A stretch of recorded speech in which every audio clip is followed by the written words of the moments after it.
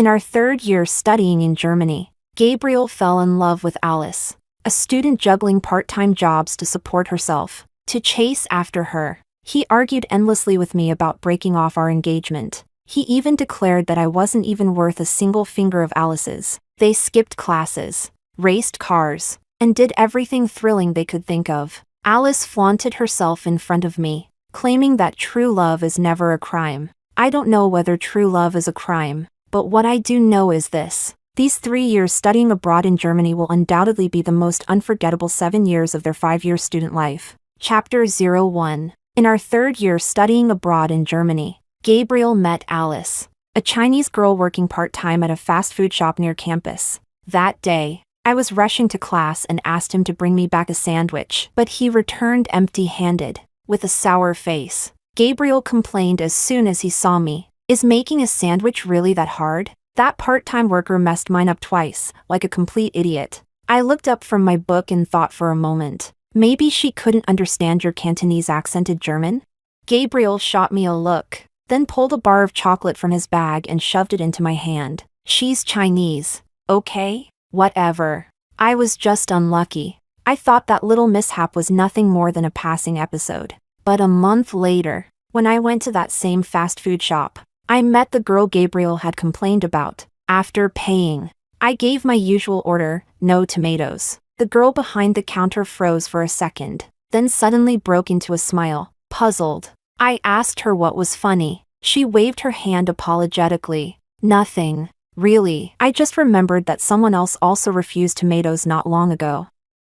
Aw, sorry. I shouldn't be chatting while working. I was about to say it was fine when I heard a very familiar voice behind me. Alice. Look what I got! The girl, Alice, spun around so suddenly that all the ingredients she had just prepared spilled onto the floor. The man behind me rushed forward, sighing helplessly at her. When will you stop being so clumsy? His tone was filled with unmistakable affection. I turned my head to see my fiancé looking at her that way. Under Gabriel's stunned gaze, I greeted him lightly. Hi. Alice's eyes lit up in surprise. You two know each other? Gabriel. She doesn't eat tomatoes either. I smiled. Yes. We had that in common. Looking him up and down, I asked smoothly. Fiancé. Aren't you going to introduce us? Gabriel said nothing. Alice spoke first. Hello. I'm Alice. I'm Gabriel's friend. I matched her light tone with one of my own. I'm Luna, Gabriel's fiancé. The smile on Alice's face froze. She turned toward Gabriel in disbelief. I pressed further, my voice still sugar-sweet. Fiancé. Say something. Under our combined stares, Gabriel finally nodded stiffly. This is my fiancé. The corner of my lips curved upward as I looked at the hot pot seasoning packet in his hand. Isn't that the one my brother mailed me? So you went to pick up my package and somehow ended up here? Gabriel's face turned ugly. Behind the counter, Alice's eyes reddened. She lowered her head, quickly gathered the spilled food, and whispered in a trembling voice, Your sandwich will be ready soon. Before fleeing into the kitchen. Chapter 02. I never did get that sandwich. Gabriel dragged me out of the shop instead. He sat in the car in silence for a long time before finally muttering a sorry. To say I didn't care would be a lie. But in the end, I forgave him. Gabriel and I weren't purely a product of a business arrangement. We had known each other since we were young, childhood friends, of a sort. And in these 3 years of studying abroad in Germany, he had been the only familiar face by my side. Naturally, that built a sense of shared connection, a bond forged by being far from home. Since he had apologized and promised to do better, I gave him one more chance. Besides, it was nearly the end of the semester, and I didn't have the energy to deal with him. With graduation looming next year, I was working around the clock, practically living between campus and home, surviving on caffeine and determination. There weren't many Chinese students at our university, but one of the senior girls had created a WeChat group for us. Sometimes, they would organize casual meetups or game nights. They invited me this time too, but I declined. That night, at around midnight, I walked out of the library. A notification popped up. The senior had sent me a video. Looked like tonight's gathering had taken place at a wine estate. The video featured a couple being cheered on by others. drinking a cross-cupped toast. Ah, good old toxic drinking culture. Even halfway across the world, people couldn't leave it behind. My fiancé, however, seemed to be enjoying it thoroughly. The way he looked at Alice was like he was the world's most devoted lover. Then came a screenshot from social media. In the photo, a pair of hands, man and woman, were intertwined on a pristine white sheet. The caption read, "I already know how this ends, but tonight, I just want to be selfish. God, forgive us." On the man's wrist? That was the Vacheron Constantine I gave Gabriel last year. I don't know if God would forgive them, but I knew one thing. I never would. I saved the image and replied to the senior, "Thanks." A few seconds later, she texted back, "Want me to catch them in the act?" I didn't respond. Even through the screen, I could feel her schadenfreude. If I wasn't mistaken, the video and photo had likely already made their way back to China. I pulled up Alice's social media and followed her account. There, I saw post after post, her digital diary of stolen affection. "Today Mr. Y said I'm always so clumsy. What would I do without him? I don't want to give him back anymore. Love knows no boundaries. Why can't I pursue my own happiness? I just want to love with everything I have, even if there's no future. The one who isn't loved is the real homewrecker." Beneath each post was a photo of the two of them, camping in the mountains, playing golf, speeding together at a racing club. By the looks of it, Gabriel hadn't attended a single class in weeks. Chapter 03. After finals week, the cold weather in Munich finally got to me. I fell sick. In the midst of a feverish daze, I vaguely remembered getting a call, but my head was too heavy, so I drifted back to sleep. I don't know how long I slept before loud knocking woke me up. I was sweaty and groggy, filled with a mix of exhaustion and irritation when I opened the door. And there, standing in the hallway, I froze. Outside stood a man, his figure covered in wind and snow. His cool, refined features looked slightly tired. In his gloved hand, black leather, he held two small pastel pink bags. The sight of it was oddly mismatched with his whole aura. "Noah? What are you doing here?" He frowned slightly. "Didn't you used to call me Noah G?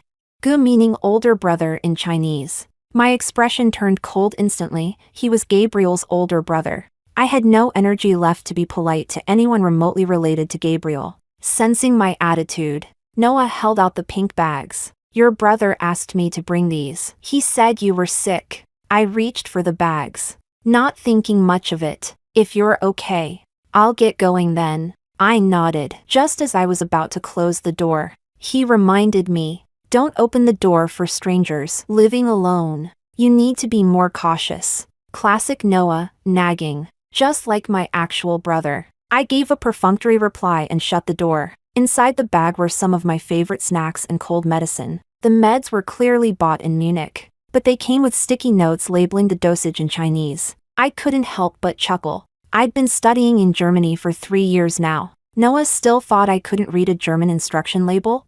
I plugged in my phone, and just as it powered back on, my brother called. Did Noah arrive? Still chewing on spicy dried fish.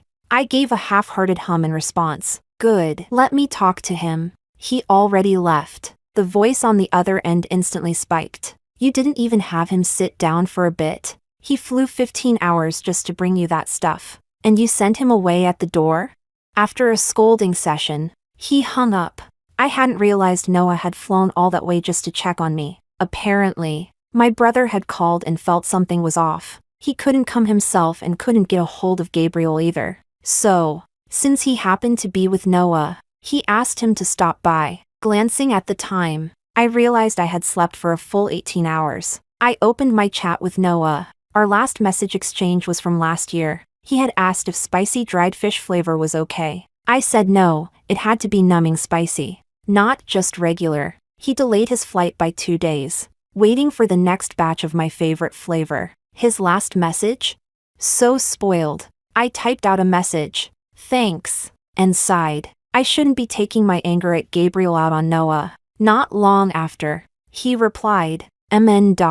Still as sparing with words as ever." Chapter 04. They say illness hits like a landslide, and I was planning to recover quietly at home, until an unwelcome visitor showed up. The front door thundered under Gabriel's angry fists. Luna, open the door!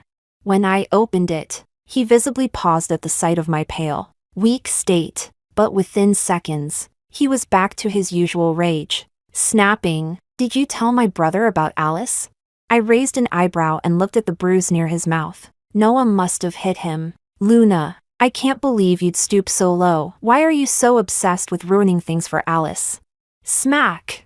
Without hesitation, I raised my hand and slapped him across the face. Right cheek, courtesy of Noah. Left cheek, now from me. Perfect symmetry. Gabriel stood there in shock, staring at me with wide eyes like he couldn't believe what just happened. Why you? You hit me?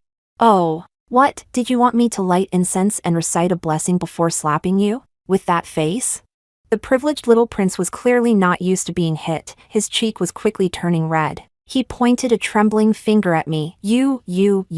I slapped his hand away, annoyed. You what? Your grand apology from the other day? It's still on my dash cam. In case you forgot. What's the turnaround time here? 5 days. Even Sichuan opera doesn't change faces as fast as you. His eyes darted away. I didn't realize then that I'd fallen for Alice. His voice grew more determined with each word.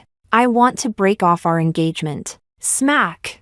Before I left for Germany, my dad had warned me to stay calm when living abroad, to take a step back for a broader sky. I flexed my hand, it stung from slapping him again, but taking a step back only made me angrier. No way I could hold back now. Open your damn eyes and look at who I am. I'm your family's arranged fiancé. I'm the daughter of the lead investor in your family's biggest project. Say that to me one more time, and see what happens. I didn't have time to deal with you before, and you took that as me being weak.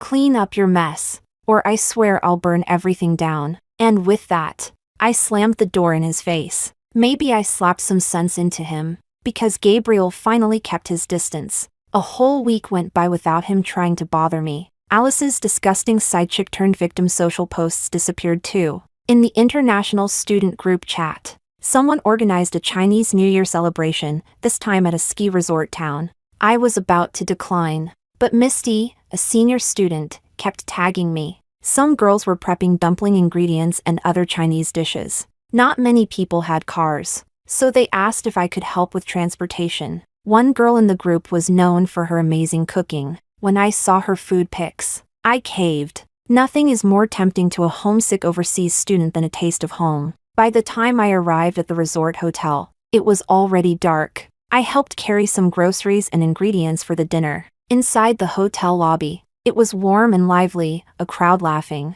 chatting. No one noticed when I stepped in. Luna, you're here, Misty called out affectionately. All heads turned in my direction. I frowned. Seated beside her were none other than Alice and Gabriel. Come sit. I heard you two lovebirds haven't seen each other in ages. Chapter 05. The teasing comment instantly drained the color from Alice's face. Gabriel smashed the cup in his hand, letting out a cold laugh. Ha, just like a ghost that refuses to leave. Alice's eyes welled up. She tugged gently at Gabriel's sleeve and whispered, Gabriel, don't fight with her because of me.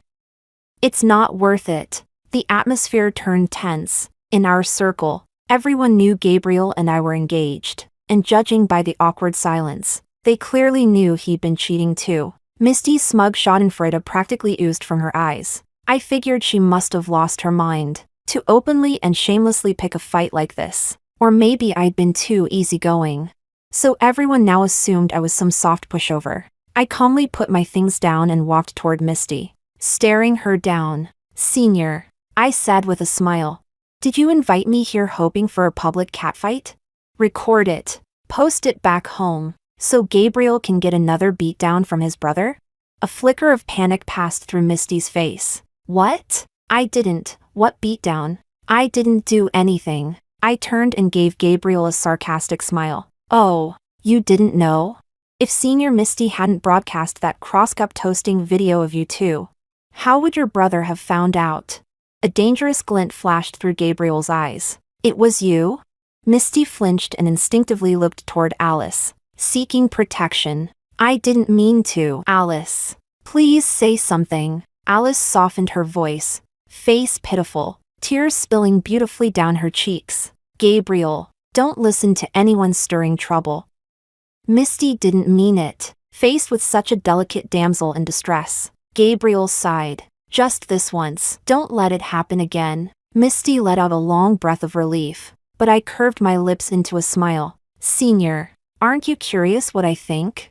Heard you're heading back home to look for work. That going okay? Now it was Misty's turn to go ghost white. The crowd around us hadn't expected me to go on the offensive. Whoa, she's not holding back at all. Typical rich girl, bullying the weak with her connections. But Misty kinda asked for it. Why provoke someone like her? Each snide comment from the bystanders drained the color further from Misty's face. Now she was visibly shaking. Luna, I didn't mean. I kept smiling as I stepped closer. You think if I slip in some extra details about your campus activities onto your resume, you'll still land a job?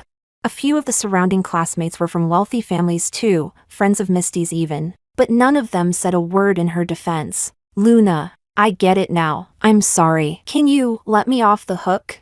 I blinked innocently. Don't you know? Us capitalists are famously petty. If I let you go, who's going to let me off?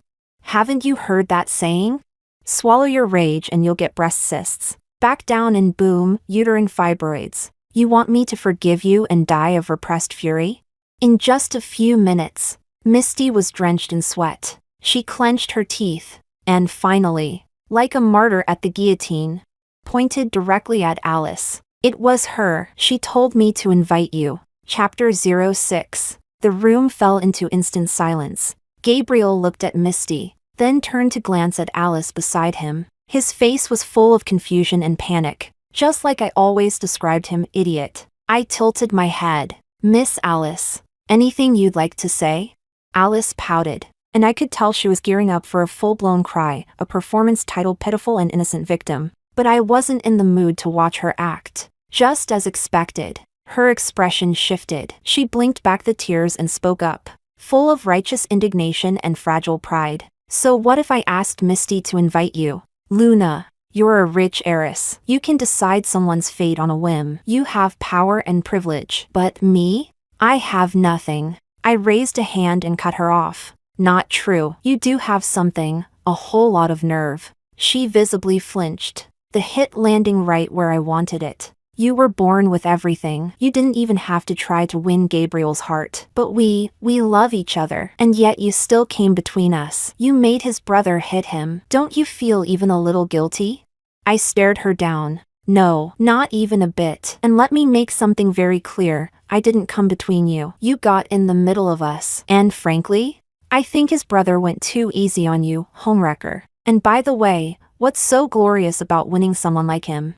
I didn't even bother dressing up my words. The moment I said homewrecker, it was like I'd stabbed her in the chest. Alice crumpled into Gabriel's arms as if I'd physically pushed her. Gabriel, naturally, jumped to her defense. He pointed his finger at me. Luna, that's too far. I narrowed my eyes, my smile widening. As he noticed me approaching, his expression morphed into mild terror. Step by step, I closed the distance between us. Didn't I tell you last time, point your finger at me again and you'll lose it? Gabriel held Alice tighter and started backing away. You didn't say that last time. Oh, well then, I'm saying it now. Before he could react, I picked up a wine bottle from the table and smashed it over his head. Crash! The bottle exploded. Red wine soaked Gabriel's hair, dripping down his face and onto his white shirt like blood. Ah! Alice shrieked, probably more from the splash than genuine concern. It took her a second to process what had happened. Then came the dramatic sobbing. You're insane. Gabriel, are you okay? Call the police. Hearing that, Gabriel instantly grabbed her wrist. No, I'm fine. Don't call anyone. Alice looked betrayed. Why not? You're bleeding. It's not what you think. Gabriel muttered, rubbing his forehead with a tired sigh. Just, don't call. TCH. At least he wasn't completely brainless. Luna, he said after a beat. Can we just drop it for tonight, for my sake? I grabbed a tissue and wiped the wine from my fingers. Expression cold. And who exactly are you? What makes you think you have that kind of pull with me? But honestly, I'd had my fun. The bottle was broken. The insults had landed. And honestly, I wasn't in the mood to drag this out. No point cornering a pair of rats, eventually. They'll bite back. Consider yourselves lucky I'm in a good mood today. But Alice, ***, next time you try a stunt like this, it won't be Gabriel's head that breaks. It'll be yours. Stealing someone's man doesn't make you special. I added flatly. If you've got time to meddle in my life, maybe try reading a damn book instead. Chapter 07. I drove away from the ski town. There was no way I was staying with those gossip-hungry vultures. Before I left, a younger classmate had kindly packed some food for me. There weren't many cars on the road. The night was unusually dark. The air hinted at an oncoming blizzard. I instinctively pressed harder on the gas. About 40 kilometers from the city, the car skidded on a curve. I yanked the steering wheel hard. The vehicle twisted sideways, leaving me hanging dangerously on a mountain edge. No matter how much I floored the accelerator, the car wouldn't budge. I had no choice but to call roadside assistance. While I waited, I used the time to call home for New Year's greetings. But gradually, I realized something was wrong. The snow outside was getting heavier. The wind howled, and I could feel the car shaking. Visibility dropped below 10 meters. I hurriedly sent my location to my brother, but the call suddenly cut off. No signal. A chill ran down my spine, not from the cold, but from the creeping dread. With this weather, no tow truck could reach me. Who knew how long the blizzard would last? If it was just a few hours, fine, but if it lasted days. Thankfully, the gas tank was still more than half full. I wrapped every blanket and warm item I could find around myself. There was nothing else I could do, only stay warm and conserve my strength. At the same time, thousands of kilometers away, Ryan was panicking. He had heard Luna's location before the call dropped. The moment he hung up, he dialed Gabriel. No answer. His expression darkened. He called Noah next. Noah had just landed in Munich when his phone rang. Before he could speak, Ryan's furious voice exploded through the speaker. Is your brother dead? His phone is basically a ****ing brick. When Luna was sick, he vanished. Now she's in danger again and he's still missing? What's the point of having a fiancé like him? Noah froze, but he caught the key part. I'm in Munich. What happened to Luna? Ryan explained the situation. Noah's grip on his phone tightened. I'll go find her right now, I promise. Right before hanging up, Ryan left one final warning. If anything happens to my sister, tell Gabriel to wash himself clean. He's going into the grave with her. Chapter 08. The temperature in the car kept dropping, and my eyelids were getting heavier and heavier. At some point, I finally gave in and drifted off to sleep. Luna, wake up. A loud knock on the window jolted me awake. Rubbing my eyes, I looked up and saw Noah's anxious face peering in through the glass. For a second, I thought I was dreaming. Before my brain even registered it, my hand had already moved to open the car door. The next moment, I was pulled into a cold yet comforting embrace. Above my head, I heard Noah's voice, laced with relief. You're okay, thank God. My heart thumped violently. Sleepiness was instantly gone. After holding it together for so long, now that I finally felt safe, everything inside me broke down. A wave of emotion surged through me, grievance, exhaustion, helplessness, and I started crying uncontrollably. The tears spilled like a dam burst, falling faster than I could even breathe. Noah gently patted my back, soothing me in a low, calm voice. It's okay, you're safe now, it's over. I cried in his arms for what felt like forever before I slowly came to my senses. My cheeks grew hot with embarrassment. Awkwardly, I mumbled, my legs asleep. Noah immediately released me. The always composed man looked flustered. For once, he cleared his throat awkwardly. Let me take you somewhere warm. Noah carefully carried me into his car. The temperature inside was warm and comforting, but instead of heading into the city, he turned and drove the other way. When I turned my head to question him, he explained, the mountain roads closed off. Snow's lighter up top. I saw a ski resort nearby. We'll rest there tonight. The roads blocked? I asked instinctively. Noah smirked. a rare glint of amusement in his eyes. Even if it was, I would have hiked up. Your brother was ready to murder Gabriel. My heart skipped a beat. A strange emptiness settled in. From the moment I saw Noah tonight, I had felt it. Something had changed. I stayed quiet. I needed to sort through my feelings. 8 hours. After a chaotic circle of events, I somehow ended up right back at the ski resort. Gabriel and his group were long gone from the lobby. Noah handed me a keycard and led me upstairs. I glanced at the card. We weren't on the same floor. He'd booked me a deluxe suite, and for himself, a regular room. After swiping me in, he stepped inside, checked the space, and made sure everything was safe. Then he turned to leave. Get some rest, he said gently. Just as he turned away, I reached out and grabbed his wrist. Noah. I'm scared. I could feel his body tense. On that always calm, stoic face flashed the faintest look of helplessness. After a pause, he sighed and gave in. Okay, I'll stay until you fall asleep. Chapter 09. Noah sat down on the sofa outside the bedroom. I took my pajamas and went to shower. By the time I came out, it was still pitch black outside. Noah was lounging lazily on the sofa, staring at his phone, expression unreadable. The moment he saw me, he froze slightly, brows furrowing. You'll catch a cold. Put something on. I ignored him and walked toward him step by step. Maybe it was the cold air brushing against my back that made me shiver slightly. Finally, I stopped in front of him, looking down at him from above. Noah, you don't have a girlfriend, do you?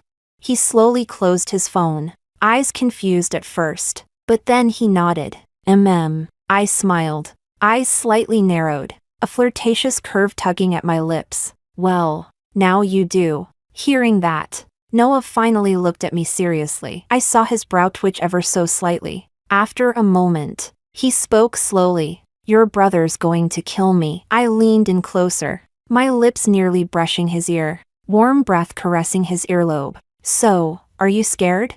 Before the words even fully fell, his hands were already lifting me by the waist. In a dizzying motion, he flipped our positions. Now he was above, looming over me, hands gripping my waist with restraint yet intensity. His eyes were deep and dark, as if he might devour me. Luna, you're being impulsive. My arms draped over his neck like boneless silk. Every move I made was deliberate seduction. I didn't answer his words. I simply repeated my own. Are you scared?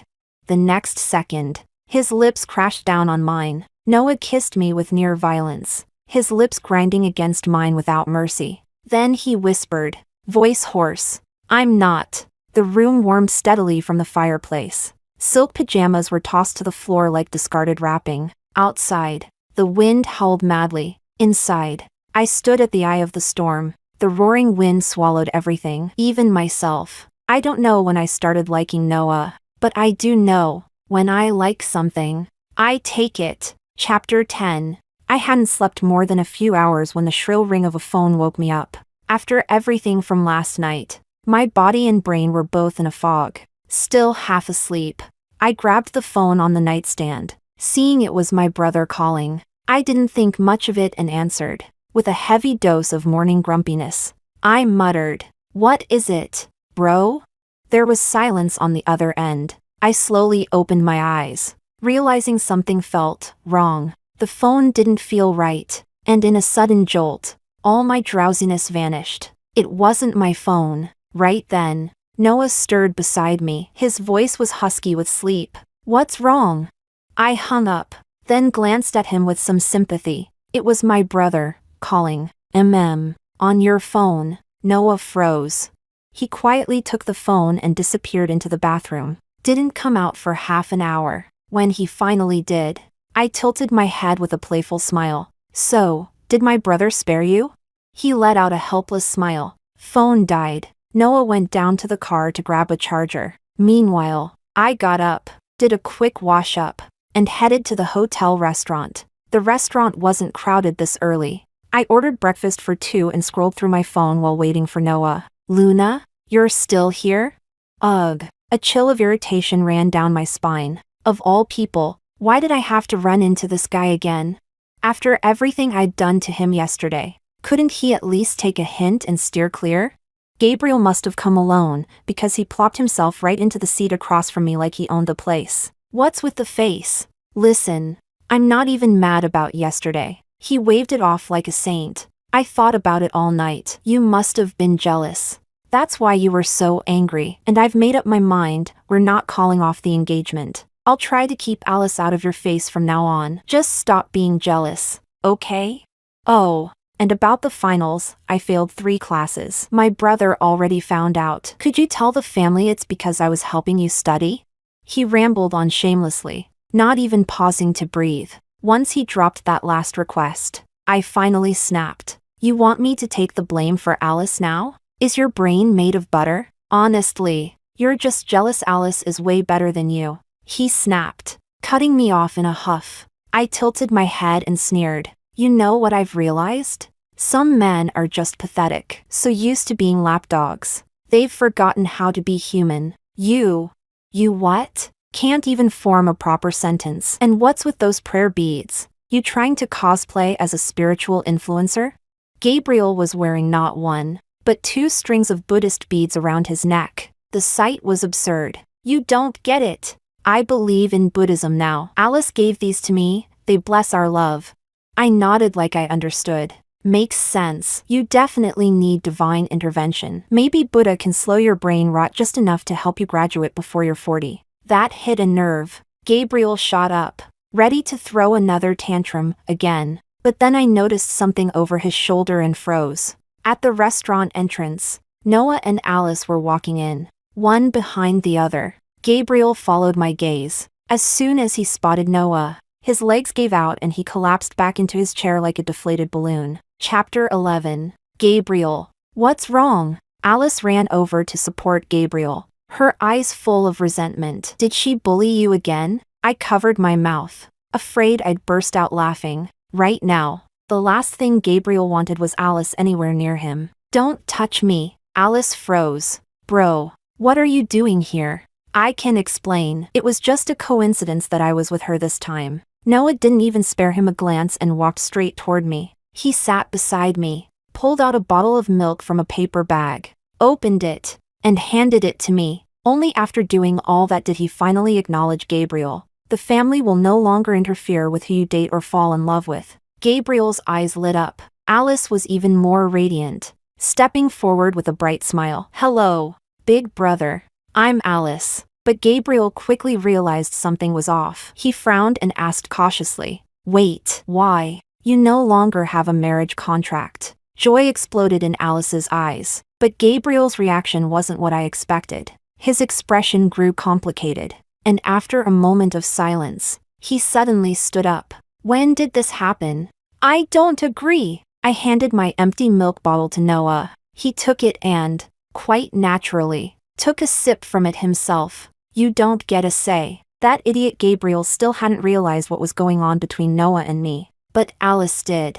She gasped, clutching her mouth. You're together? Gabriel, look at her neck. She pointed at me, and instinctively, I looked down. Too bad I couldn't see anything myself. But knowing Noah's intensity last night, it was normal to have some marks. I smiled and winked at Gabriel. Next time you see me, remember to call me sister-in-law. Gabriel looked absolutely stunned. Bro, you're kidding, right? Luna, I was wrong. I won't talk to her again. Noah's face turned cold. Miss Alice, please take him back to his room. Alice, crying, dragged Gabriel away. Finally, peace and quiet. While I was eating breakfast, Noah suddenly said, was it because of him that you got trapped on the mountain last night? I nodded lightly, dramatically exaggerating the story from last night. After breakfast, Noah asked me to wander around by myself for a while. He came back nearly an hour later. When I saw the scratch on his hand, I figured he had gone to chat with Gabriel. That evening, after dinner, we happened to run into the rest of our classmates who were checking out of the hotel. Their expressions were strange when they looked at me. They probably already knew I was with Gabriel's older brother, but I didn't care. People like them only dared to whisper behind your back. In person, not a peep. The funniest part? Gabriel, His face looked like someone had messed with the saturation filter, blue on one side, purple on the other. His head was wrapped in the very bandage I'd hit him into needing. When it was time to leave, he didn't even dare look at me. He bowed his head and said goodbye to Noah. Then, under Noah's stare, he mumbled, "Goodbye, sister-in-law." I couldn't help it. I burst out laughing. Chapter 12. My car had already been towed for repairs, so Noah and I extended our stay at the hotel for a few more days. Every day was filled with skiing, hot springs, and pure fun. Right when we were having the time of our lives, my brother showed up. That morning, Noah and I were heading out to ski when a shadow came barreling through the hotel lobby. Before I could even see who it was, Noah took 2 punches to the face. When I finally saw clearly, I rushed to stop the attacker, only to be shoved aside by my brother. "You stay right here. Let me deal with this shameless old man first, then I'll come for you." Old man. I twitched at that. Noah's 5 years older than me, but only 1 year younger than my brother. So in his rage, my brother basically insulted himself too. Noah waved at me. He knew that unless my brother got this out of his system, he wouldn't let it go. So he let himself be beaten like a martyr. It was a one-sided massacre until my brother finally ran out of steam. The same brother who had mocked Gabriel's bruised face 2 days ago had now turned Noah's face into an abstract painting. "Brother," I called sweetly. "Don't call me that," he snapped. I couldn't help it. I burst out laughing at Noah's miserable state. "Luna, you still have the nerve to laugh? Oops, busted." I immediately wiped the grin off my face and tiptoed over to massage my brother's shoulders. "Brother dearest, you already hit him, so now you're not gonna hit me, right?" He shot me a glare, but I wasn't worried. The two of them had always gotten along. He was just venting his anger. Noah sat up, dabbing at the corner of his mouth with a napkin. Still bleeding, still composed. "At least I'm better than that punk Gabriel, right?" I said, "Don't call me brother." From that moment on, Noah and I were completely quarantined. My brother separated us during meals, kept us apart in the hot springs, and even sat between us on the ski lift. Before 8 p.m. each night, I'd be kicked back into my room like a grounded teenager. All I could do was text Noah from my bed. That didn't last long either, because he suddenly stopped replying. Instead, my brother called. "Luna, go to sleep. If you've got nothing else to do, watch your online lectures. Stop wasting brain space thinking about men." I sighed long and hard. When would this nightmare end? After 10 days in town, my brother finally went back to Melbourne. He dragged Noah with him under the excuse of not disturbing my studies. Back in Melbourne, I dove into coursework. I had to graduate this semester. No slacking allowed. Meanwhile, without me or the family keeping them in check, Gabriel and Alice flaunted their relationship like peacocks on steroids. I hardly ever saw them on campus. Midterm season came in the blink of an eye. That day, we had a lecture that was absolutely crucial for our final grades. So I showed up early. To my surprise, I saw Gabriel there too. Ever since that disaster at the ski lodge, Gabriel had been avoiding me like I was the plague. If I walked left, he'd swerve right. He wouldn't even meet my eyes. Halfway through the lecture, Gabriel suddenly answered a call. His voice cut through the quiet classroom like a knife. "What? I'm coming now." He jumped out of his seat and rushed out without even apologizing to the professor. Our professor, famous for being cold and strict, calmly pulled out his little black notebook of academic doom and drew a big red X next to Gabriel's name. TSK. Looks like Gabriel's college life just got extended to 5 years minimum. The girl sitting beside me nudged me. "Luna, aren't you going to talk to Gabriel?" I raised a brow. "Why would I?" "Well, aren't you going to be,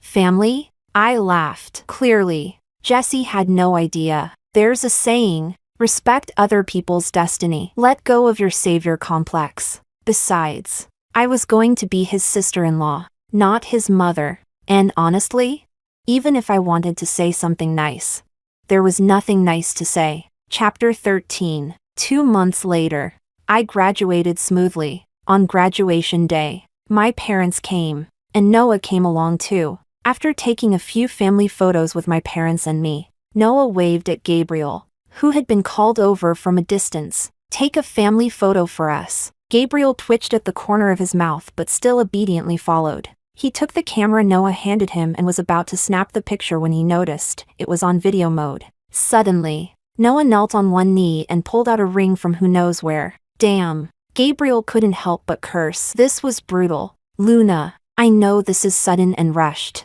but I don't want to wait any longer. I want to be by your side forever. Today, in front of your parents, I promise to love you, to stay with you, until the very last moment of your life. Will you marry me?